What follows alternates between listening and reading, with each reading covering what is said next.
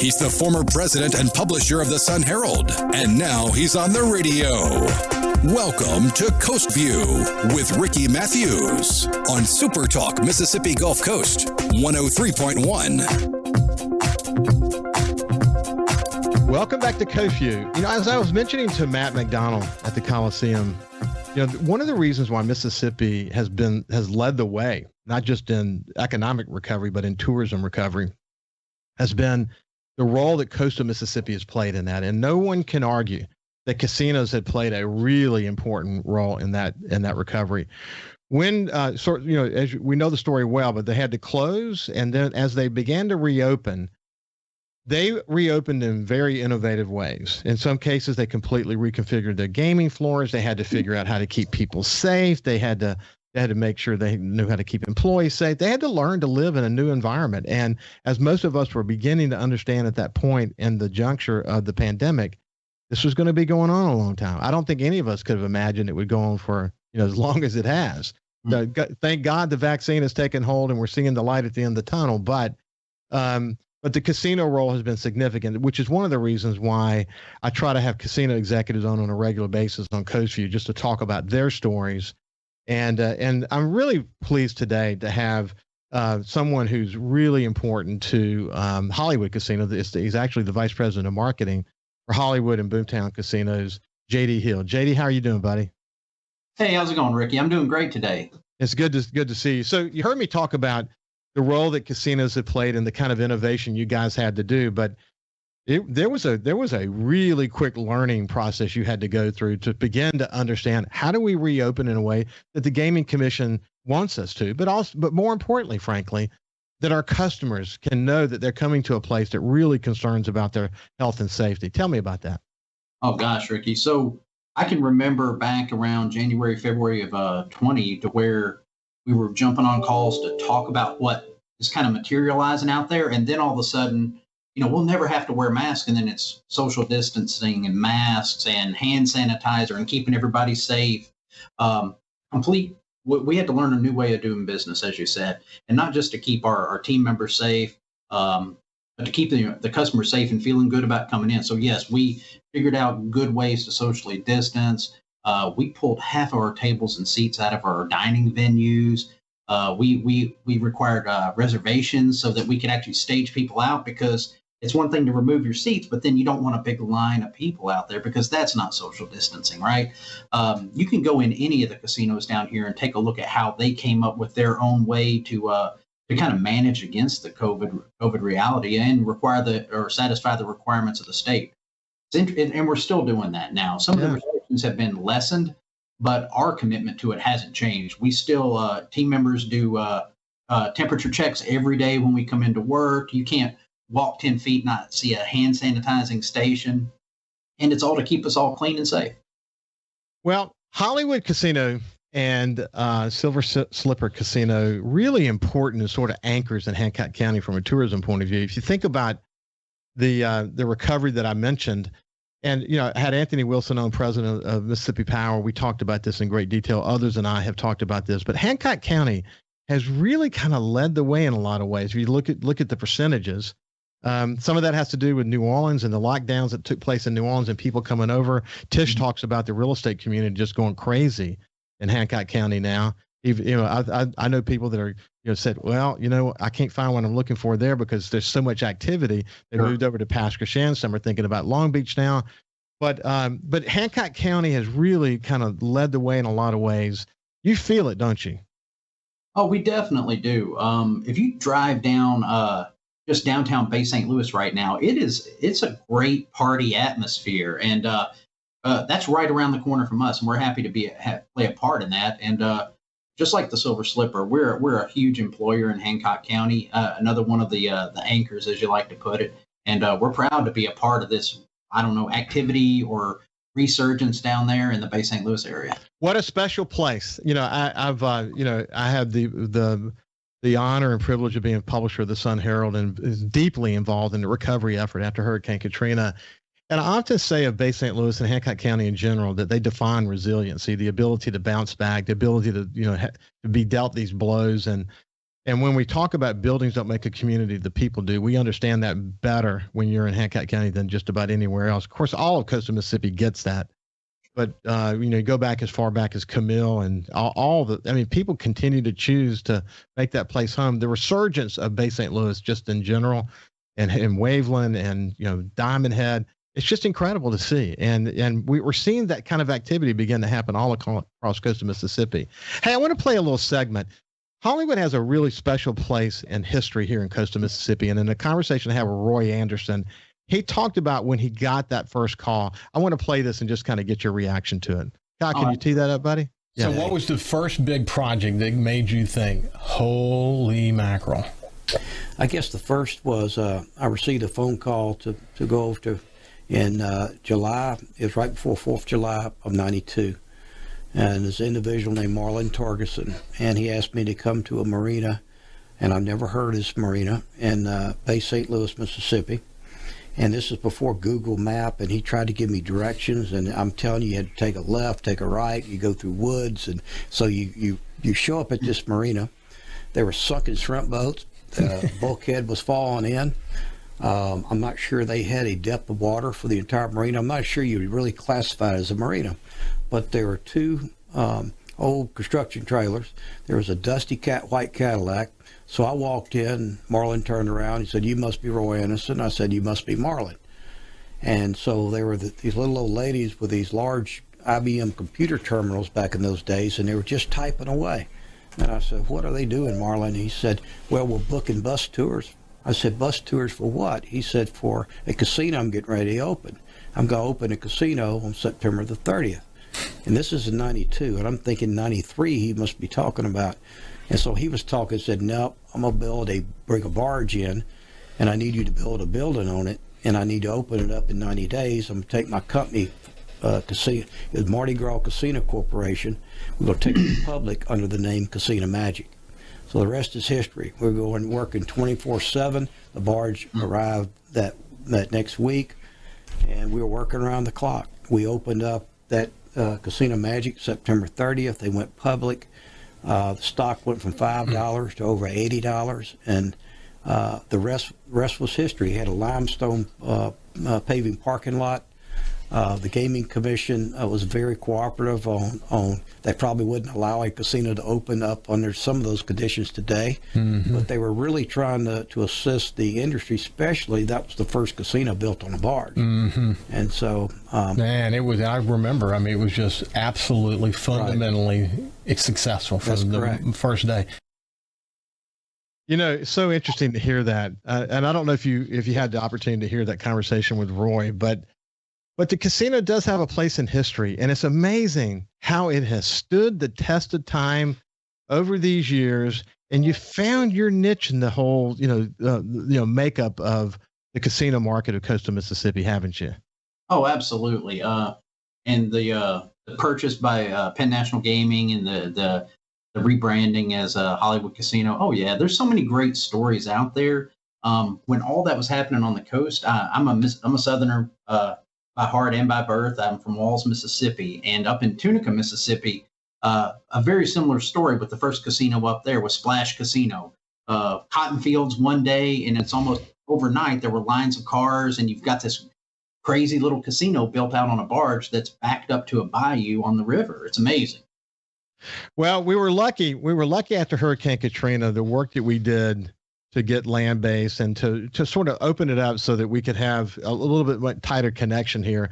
But you guys, you developed an RV park and a marina, a wonderful golf course. You really have created sort of this destination resort there, haven't you?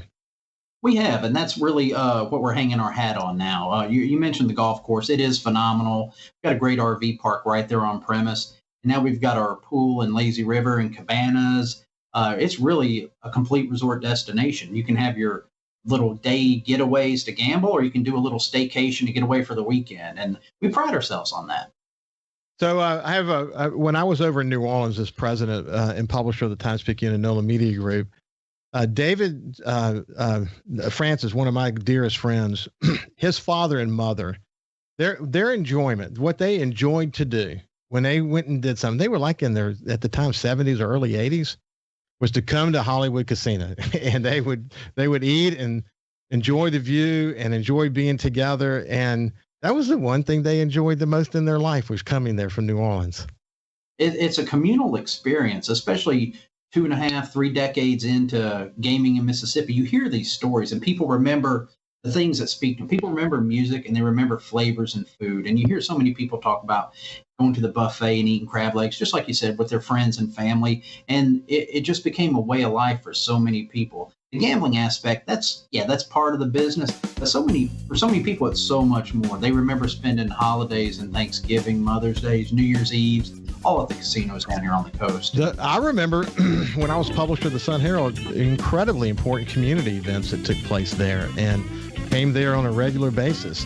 But look, when we come back from the break, I want to learn what it's like being the VP of marketing these days. We have digital media and the pandemic and all that, that's involved in that. This is JD Hill, and he is the Vice President of Marketing for both the Hollywood Casino Gulf Coast and Boomtown Casino Biloxi. We'll be back after this break.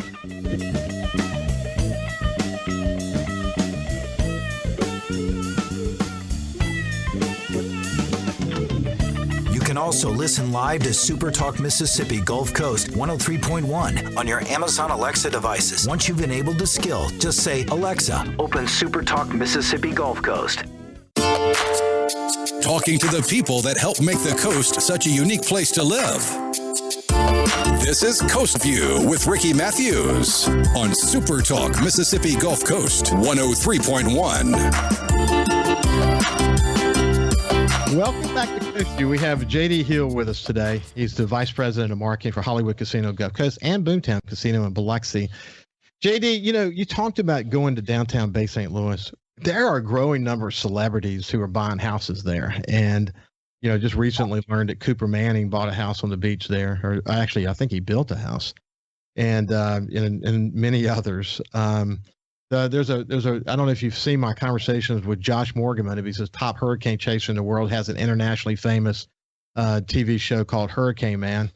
And he lived in Bay St. Louis during the season last year and used it as sort of the base station and chase hurricanes all over the United States during the pandemic. And he's already made a decision to come back. He's going to come back, and he's going to probably have a reality TV show in tow with him. And it's internationally famous, like it was #1 in Australia. So, this guy touches a lot of people, and his base station is going to be Bay St. Louis. So Bay St. Louis is not the secret it once was. It's becoming more widely understood and known. And part of the reason is because the amenities and experience that you were just talking about when we went to break, it's just really terrific. So JD, tell me real quick, I'm just curious about how being a marketing director during the pandemic in the digital age, how that shaped what you do. Oh my gosh. So what we do is constantly evolving, but definitely during the pandemic, it's more than just telling people what you have going on, right? That'll always be a part of the marketing piece. But our messaging also centers around that we're keeping everything safe. And I believe me, I see that every casino does that, and a lot of different businesses do, and people can almost get tone deaf of it. You almost get weary from hearing about COVID all the time. We try to keep it out there. We keep it light. We keep it honest, tell you everything that we have going on. And to be honest, in this day and age, everything's shifting more into the digital space and social media. There's always a place for radio, love radio. There's always a place for billboards. We have a few of those. But really, especially in the election cycle, you find whether it's real news or not, a lot of people get their information from social media these days. So we like to have good, lively content on there as well. There's no doubt. And for listeners who may not be aware of this, when we reopened the casinos in coastal Mississippi, casino companies from around the world were watching what we were doing. This was a really groundbreaking thing that we did. And what's really interesting about it is that we never looked back. Every casino bought into what the new regulations or new approaches needed to be as it related to COVID. And we never had any big dust ups as it related to that. It's really, when you think about the alignment that needed to occur, the education that needed to occur at the top level, all the way down to frontline employees, the kind of reconfiguration that I mentioned at the beginning of the show, that all that got done. And there's been no looking back. It's really it's a hell of an accomplishment, isn't it? It is. And we're learning as we go as well. I've never seen so it's so difficult to get plexiglass in my whole life, right? To build these dividers and to section things off and encourage social distancing. But yeah, just like you said, we're resilient and we made it work. There's really no blueprint or a playbook on how to make this happen. There is now going forward, should this ever happen again, but knock on wood, it's not going to. Yeah, you mentioned your storm chaser buddy. I hope when he comes back, he has a very boring show. I hope there's nothing to talk about. I'm done with Hurricane Zeta. I think we all are. That 2021 is going to be really boring for him. But he lives in L.A. and I had him on the show within the past week or two, and I said the same thing to him, and he said, "Well, thank you, man." I said, "No, that means that we're going to have a heavy season." Oh. But with two consecutive hurricanes, he went to the Yucatan Peninsula and experienced it, and then came back here and experienced it. And what's interesting, he went to he was in the eye of every storm that hit the United States. Oh, wow. He was in the eye of Zeta on the Yucatan Peninsula. And then the eye, which was the last storm he experienced, obviously it's an October storm, but the eye passed right over his house in Bay St. Louis. That's the way he ended the season. So he was a bit of a magnet last year. Let's hope he's not a magnet this year. That's what I'm hoping. And by the way, just I don't know, you probably have seen this. The estimates on the season is above average, but the Bermuda high that kind of built in last year that kept steering the storms generally in our direction, they don't think it's going to be as strong this time. That doesn't mean we're not going to get hit. It just means that pattern from last year, it does appear it's going to be slightly different this year. Maybe that plays to our favor. But as we all know, it only takes one. It just takes one. And we got to be on top of that. Hey, in the short time we have left, JD, where are you from? Walls, Mississippi. You mentioned that. And you went to school in Memphis, right? I did. I got my graduate degree from Christian Brothers, went to Ole Miss before that. So yeah, Southerner through and through. Well, that's good. Tell people where Wall, Mississippi is. Oh my gosh. So DeSoto County, there's DeSoto County that's really experienced the boom in growth from gaming up there in Tunica. And then there's Walls, Mississippi, which is still this tiny little town right on the river, just under Memphis, literally right across the border. Wow. That's it. You can't get any further north than that. No, but still in Mississippi. So you saw yourself as just an extension of Memphis, I guess. You end up that way. That's where everybody went to work. Sure, that's for sure the way it is. Listen, it's been a pleasure meeting you, JD. Oh, likewise. And, I look forward to getting Michael Pendergrass on soon, and we'll have a conversation with him. I hear he's doing good things in the community already. And anyway, good luck to you guys, and congratulations on your success. Thank you. Yeah, Michael's great in the annual Crawfish Fest with Hardy. That sounds incredible. I'm definitely going to check that out as well. Yeah, no doubt. This has been JD Hill from Hollywood Casino in Boomtown, and thank you for visiting with us, buddy. Appreciate it. Absolutely. Thank you. Have a great day. We'll see you tomorrow.